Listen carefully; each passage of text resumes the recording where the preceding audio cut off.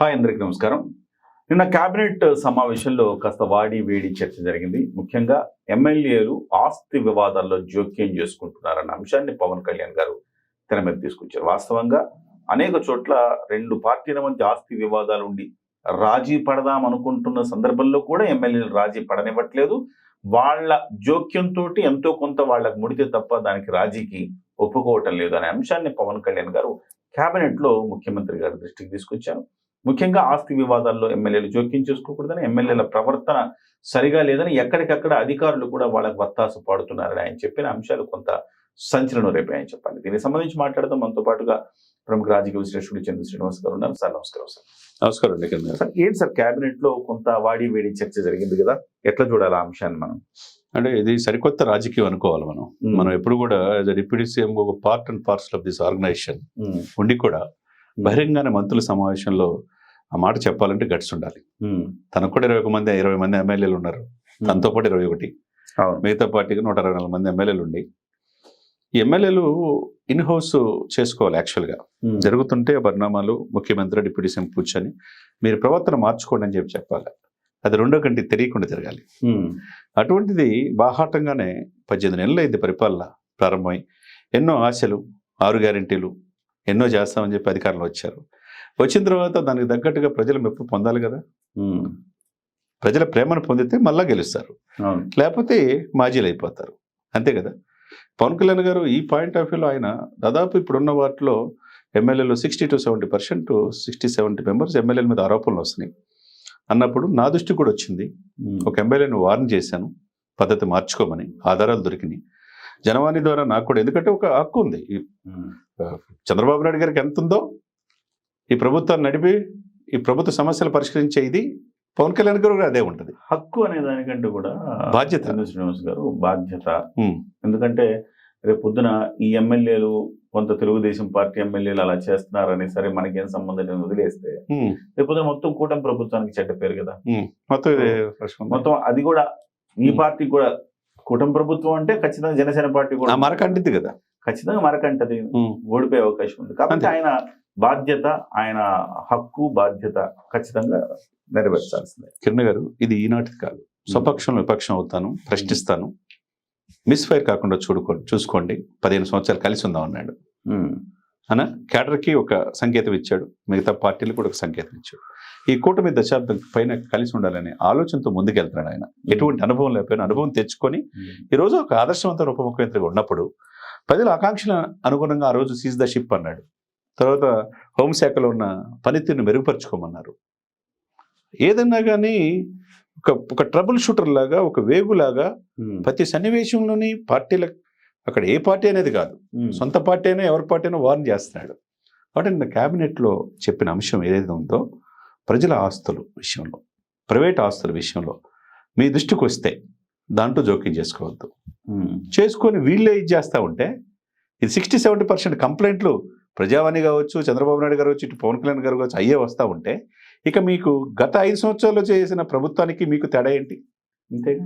ఆ అపప్రద 2 సంవత్సరాలకే మూట కొట్టుకుంటే మిగతా 3 సంవత్సరాల పరిపాలన ఎలా ఉంటుంది? ఇది స్టార్టింగ్లోనే తుంచేయాలి అని చెప్పి వార్న్ చేసిన విధానం ఏదైతే ఉందో, పవన్ కళ్యాణ్ గారు చెప్పిన సలహా కరెక్ట్. మీరు మారండి, మారపోతే మీరు మారిపోతారు.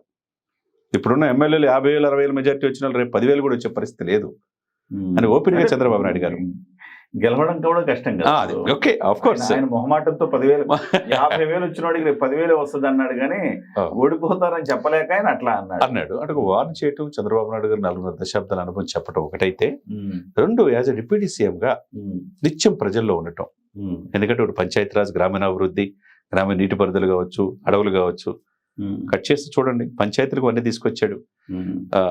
గ్రామీణాభివృద్ధిలో 23వ ప్లేస్ నుంచి 3వ ప్లేస్కి వచ్చేసింది. 12,336 గ్రామాల గ్రామ సభలు పెట్టి వరల్డ్ రికార్డు. కట్ చేస్తే ఎప్పుడు అటవీ శాఖ మంత్రులు ఈ స్వాతంత్రం వచ్చిన తర్వాత ఈ 4 దశాబ్దాలు ఎంతో మంది మనం చూసాం, కానీ ఇట్లా అటవీ శాఖ మంత్రి ఇట్లా చేయొచ్చా? ఇట్లా ఫీల్డ్ విజిట్ చేసేసి రెడ్ శాండిల్ని ఈ విధంగా ఎంత ఏంటి, దీని విలువేంటి? ఈ 10,000 కోట్లు గత 5 సంవత్సరాల్లో ప్రభుత్వ ఆస్తి ఏ విధంగా ఇతర దేశ సరిహద్దులు దాటిపోయింది అని చెప్పటం ఏదైతే ఉందో, స్వయంగా రైఫిల్ పట్టి షూట్ చేసి విధానం కావచ్చు, కుంకి ఏనుగుల విషయం కావచ్చు, రియల్లీ గ్రేట్ కదండి. కాబట్టి పవన్ కళ్యాణ్ గారిని చంద్రబాబు నాయుడు గారు ప్రశంసించిన తీరు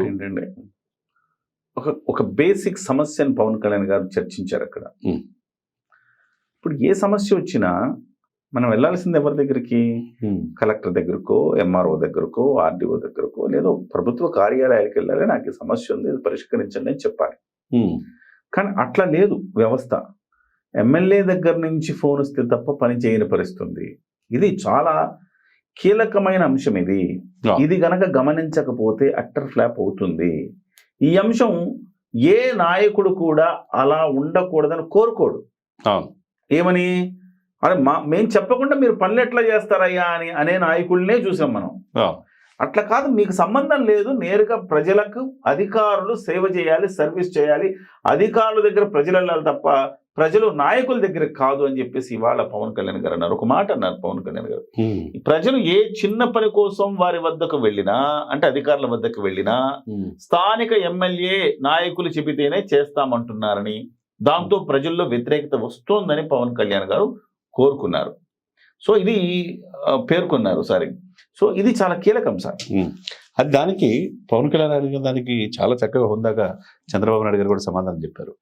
మీరు మీ దృష్టికి వచ్చిన అంశాన్ని ఎమ్మెల్యే చెప్పిన న్యాయం ఏముందో దాని ప్రకారం మీరు వెళ్ళండి అని సాక్షాత్తు ఎస్పీలకి, కలెక్టర్లకు ఆదేశించారు. వాళ్ళు ఇప్పుడు ఎమ్మెల్యేలు 5 సంవత్సరాల్లో పరిపాలన బాగుంటే ఉంటారు, లేకపోతే మారిపోతారు సార్. ఈ కలెక్టర్లు ఎక్కడికి అవుతారు? ఒక చోట నుంచి ఇంకోసారి ట్రాన్స్ఫర్ అవుతారు, అంతే తప్పితే వాళ్ళు ఎక్కడ పోరు కదా. అంతే కదండి. వీళ్ళు సెంట్రల్ రిక్రూట్ యూపీఎస్సీ ద్వారా వచ్చిన వాళ్ళు కలెక్టర్లు, వాళ్ళు 60 సంవత్సరాలు రిటైర్ అయ్యేదాకా వాళ్ళు ఉంటారు ప్రజల్లో. కాబట్టి మీ రూల్ మీరు వెళ్ళండి.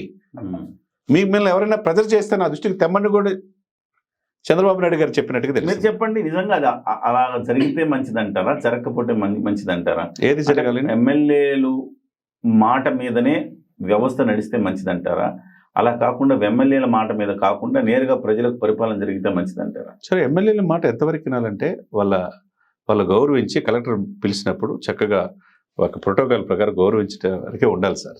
పరిపాలన అధికారులకి స్వేచ్ఛనివ్వాలి. అలా ఇవ్వడం వల్ల చాలా మంది క్యాడర్ అంతా కూడా చాలా ఏమంటారు డౌన్ అయిపోతుంది. క్యాడర్ మాకేం పనులు కావట్లేదు, అంతా కూడా అన్ని అధికారులు అసలు మమ్మల్ని లెక్క చేయట్లేదు అనే ఒక కంప్లైంట్లు కూడా చాలా సందర్భాల్లో చంద్రబాబు గారి దగ్గరకు వచ్చాయి. అది సమన్వయం చేయాల్సిన అది కొంతమేరకే సార్. ఎప్పుడైతే ఇప్పుడు ఒరిస్సా ఉన్నది, ఇప్పుడు బ్యూటిఫుల్ స్టేట్, ఎవరి పనులు వాళ్ళు చేసుకుంటారు. ఇంటర్నేషనల్ ఆర్గనైజేషన్స్ అని అక్కడికే వస్తున్నాయి, వరల్డ్ బ్యాంక్ కార్యాలయాలు వస్తున్నాయి, పరిశ్రమలు వస్తున్నాయి, ఐటీ పరిశ్రమ వస్తుంది, అనేకం ఎందుకు వస్తున్నాయి ఒరిస్సాకి? క్లీన్ అండ్ గ్లీన్ అనేది అధికారులు సమర్థవంతంగా పనిచేస్తారనే ఇది అక్కడ ఆ స్టేట్లో ఉంది. గుజరాత్ కూడా అదే ఆదర్శవంతమైన ఆ యొక్క రాష్ట్రంగా మినీ వరల్డ్గా రూపాంతరం చెందుతుంది. అధికారులకి ఫుల్ ఫోర్స్ ఇస్తేనే జరుగుతుంది.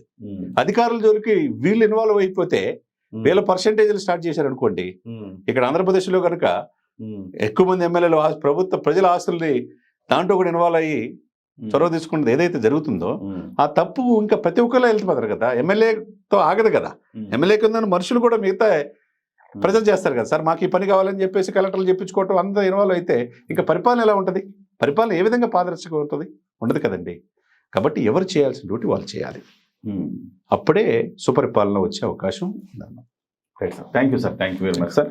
మొత్తం మీద పవన్ కళ్యాణ్ గారు ఒక సమూలమైన ప్రక్షాళన దిశగా అడుగులేస్తున్నారని మనం చెప్పొచ్చు. ఎక్కడ కూడా మొహమాట పోవట్లేదు, ఎక్కడ కూడా తాను అనుకున్నది సాధించేంత వరకు కూటమి ప్రభుత్వంలో ఉన్నప్పటికీ కూడా ప్రజల సంక్షేమమే, ప్రజల అభివృద్ధి లక్ష్యంగా పవన్ కళ్యాణ్ గారు పనిచేస్తున్నారు. అందుకే కూటమి ప్రభుత్వంలో ఉన్నప్పటికీ కూడాను ఒక్కో సందర్భంలో ఆయన ప్రతిపక్ష పాత్ర కూడా పోషించాల్సిన అవసరాన్ని గుర్తు చేస్తా ఉన్నారు.